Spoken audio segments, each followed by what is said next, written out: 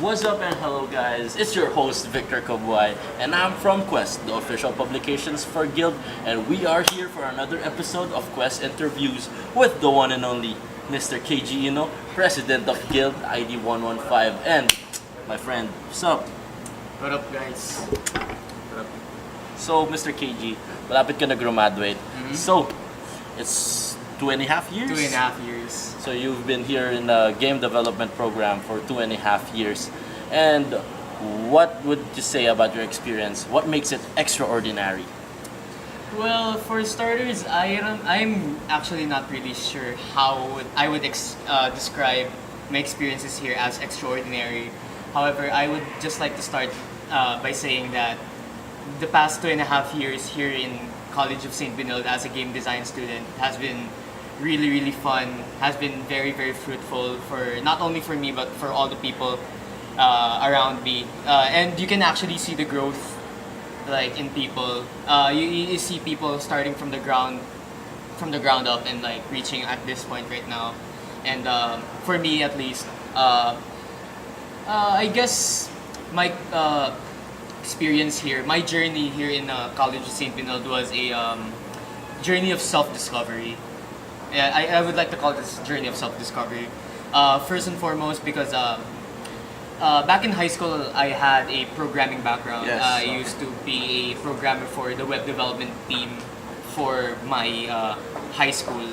And when I reached college, I thought, yeah, I guess programming in game design would be a lot easier because I have a programming background. And honestly, it's not that difficult, but it's not that easy either.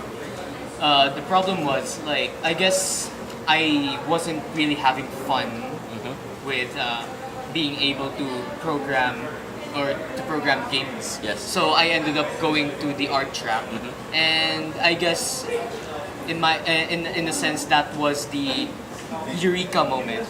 I would say that I have found my calling, in which I would like to be an artist for video games, I guess. And yeah, I learned it after my first year, and during my second year of my stay here in College of Saint Benilde, I tried my best, since I really didn't have any framework or like any background when it comes to art. I guess like a little bit of drawing back in high school, Yes. in grade school, but like the fundamentals like anatomy and stuff like that, I had to learn it from the ground up again. And yeah, I guess after a year and a half, or I guess a half a year of doing so, I eventually found like my groove. Of course, when it comes to learning like stuff like these, it's not really you don't really stop learning. So I guess even though I'm already approaching my final years here in CSB, I'm still learning a lot of things. So you mentioned your transition from from programming to art. Yeah. So, paano ba masasabi na, is it too late na ba para lumipat? Or ano yung masasabi mo sa mga tao na having self-doubts na kung para ba dapat sila doon sa Yeah. track na yun? Well, yeah, I've seen a lot of people during my stay in CSB. I've seen a lot of people have that same problem. If I recall correctly, back when we were in first year, like 90% of people in our block Yes. wanted to be a programmer because they thought it was as easy as that. And eventually, some people kind of realized it that oh wait, I wanted to be a artist instead. Not necessarily because programming is difficult, but it's because it's more of like what makes it fun for them. Yes. Right. Because there are a lot of definitions for fun, no? And I guess some people, including me, didn't find programming games as fun as they should be. Yes. And for people who are still having doubts, I guess people in their first years, and I guess even people in their third years, they still have an option to change their tracks. I would say go for it, because if you're not really happy with what you're doing, for example, you're forcing yourself to program. If you're not really happy with like programming with like long periods of time. I mean, programming takes a lot of skill and a lot of dedication. Same goes with art, but like it's the matter of like dedication, wherein you're dedicating your time to something that you're really having fun with. And I guess if you're not having fun with programming, I guess you could go art. Go for it. Feel free to do so. And if you're not having fun with art, you can also go back to programming. So yeah. So Mr. KG, you mentioned the importance of life decisions and the importance of critical thinking. So you're almost near. You're in Capstone 1, if Yeah. I'm right. Capstone. And what is your future plans after this? Your stay here in Benilde? I guess one of my goals after I graduate is of course go back to Japan, since that's where I'm from. I'm living with my relatives right now. My mom and dad are actually in Japan, so I guess a way for me to go back there is when I graduate and Yes. when I start working.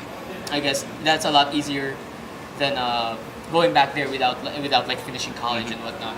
So after college, I would try to look for a job either here or in Japan. If I'm really lucky enough, I could go straight to Japan and work there. Yes. If not, I could hone my I could still stay here and hone my skills, and eventually, if I get better, I would go for another shot going back there in Japan. So as we have mentioned earlier, Mr. KG is the president of Guild. So basically, Guild is the organization for the game development Yep. program. And so Mr. KG, last year you were elected as the president of Guild. And how was the experience overall? Well, honestly, it's kind of tiring. Yeah.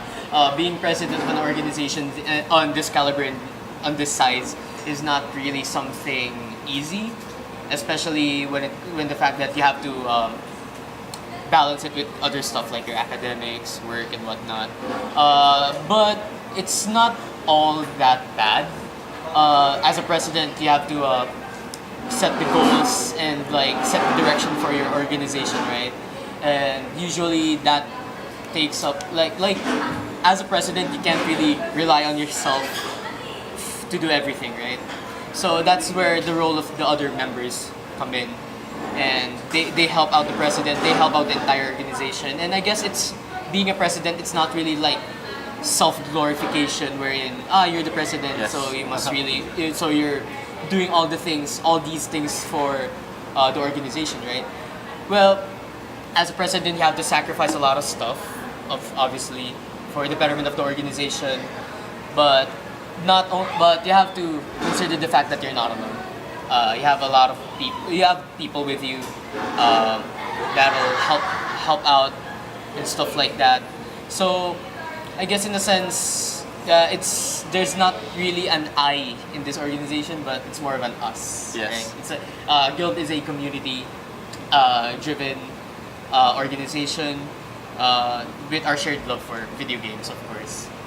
So yeah. So you mentioned teamwork Yeah, and teamwork. getting everyone involved. Yeah. So how would you consider how important is the president role as because he's the one who is acting like a loophole, or I mean the connection points of all the Yeah. branches in the org. So how important is the president role? Well, yeah, like I've said a while ago, he sets the direction where he wants the organization to go, and in a sense that he's technically leading the charge, but not in the sense that he's always in front of the crowd, but rather he should be with the crowd. Because like being president, you're not really gonna be a tier higher than any of your members, Yes. any of your peers. You have to always be equal with them. You have to be like really down to earth with them. Because like I've said, Guild is not really like this professional corporation and whatnot.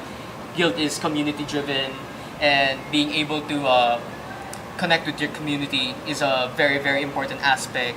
In which, like for example, you can ask you need to have like connections with the community, wherein you'll ask them like, yo, what would you want what would you want the organization to be like, what let's say events, what kind of events would you want to have, and we'll try our best to have that and whatnot. So yeah, I guess that's where the communication aspect of being president comes in. Okay, you mentioned events, and this coming April we have an event And Mr. KG, is it okay if you would tell us Yeah, about of that course. event? On April 6th, we're gonna have a Tekken tournament, Rage Drive 2. This is the second time we're gonna host the Rage Drive tournament. Last year we had a Rage Drive tournament. We have a Rage Drive Tekken tournament with a prize pool of 10,000 pesos, if I recall correctly. And for this year, it's not gonna be free, unlike last year, but it's gonna have a bigger prize pool. Yes. And yeah, I encourage all guild members who are into fighting games, into Tekken, to come and join us. And after that event is done, we're gonna have another event. We're gonna have a charity event. We're not sure about the date yet, but it's gonna be a gaming tournament again. But this time it's for charity. So yeah, April 6th. We'll be there. Watch out. And so you mentioned about your journey earlier, and as a guild president, you started way back, and right now I think you have 1 or 2 terms left. Yeah, I have 1 to 2 terms left of presidency. Paano mo masasabi yung evolution ng guild ng pagpasok mo as president and yung guild right now? Yeah, well, to be honest, like when I was in first year and we got introduced to the organization, to guild, it was kind of falling apart, right? It's not in the sense that it's not. I'm not gonna really gonna blame like the old Yes. The old officers, the old people from guild back then. I guess in a sense, yeah, they had other responsibilities. I mean, I'm currently taking capstone right now, and being a guild president, it's kind of tiring, in all honesty. But yeah, I guess also another problem faced with the organization back then was the lack of members, because we had the K to 12, right?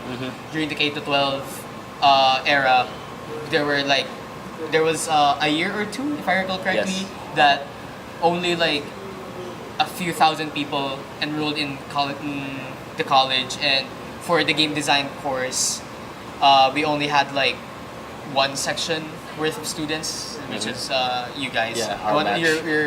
It's your batch. And yeah, it was a process wherein we have to fight that specific dilemma in which we don't have much students joining the organization. But yeah, the past 2 presidents before me, they did a good job in maintaining the status of the organization, at least until it became slowly stabilizing until now. So you, as a leader, what kind of message would you give?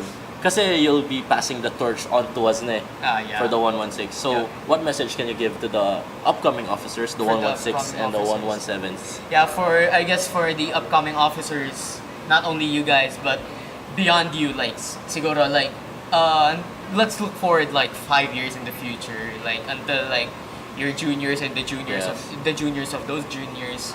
I guess the biggest message I would like to give to the future officers is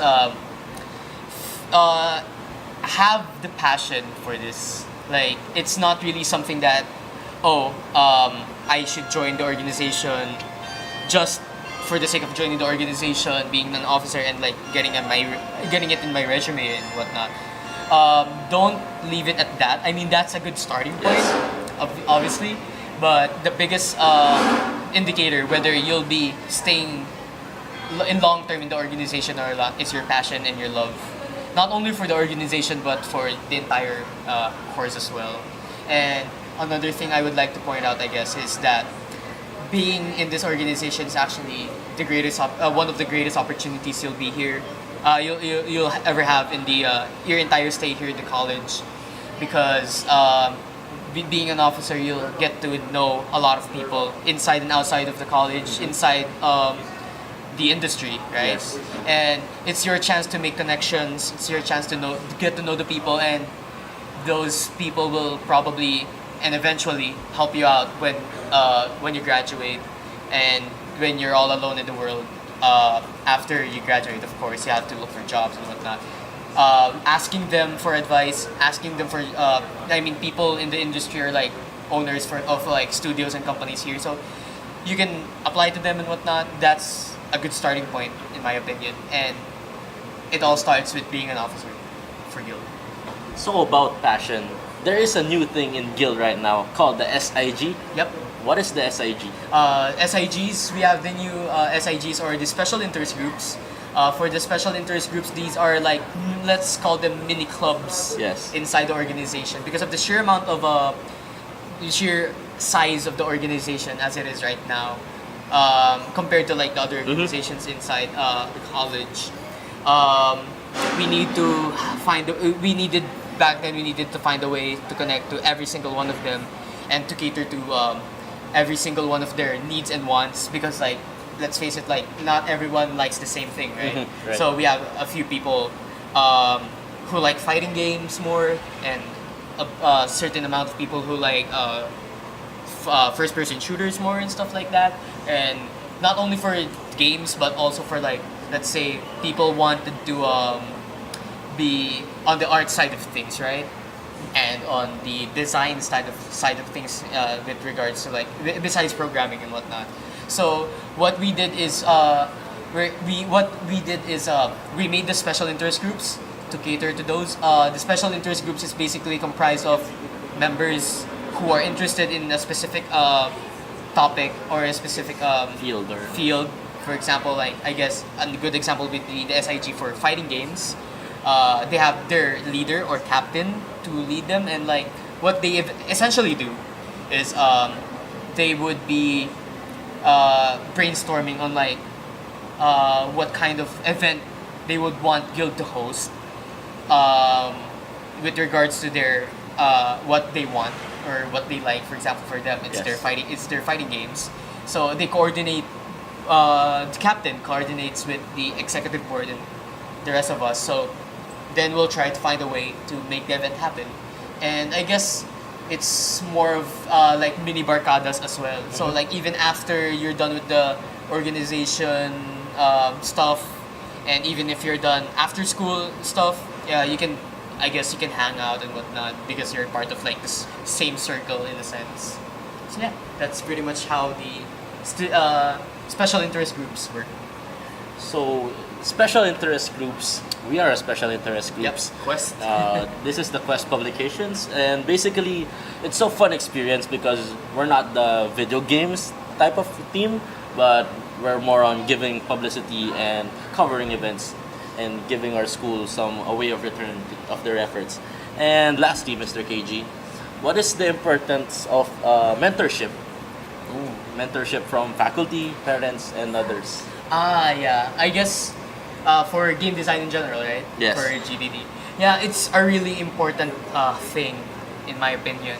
I didn't mention this, but like back when I was in second year of here in college, I asked mentorship from like a faculty, Sir Abbott, and I was an artist for their studio for 2 terms, if I recall correctly. And yeah, because like you really won't. Obviously, being in the college helps you learn a lot, because there are some things that you need to learn specifically, like in the industry that college will provide you. But also there are also some stuff that you need to learn outside of the college. Yes. Right. And I guess that's where the mentorship comes in.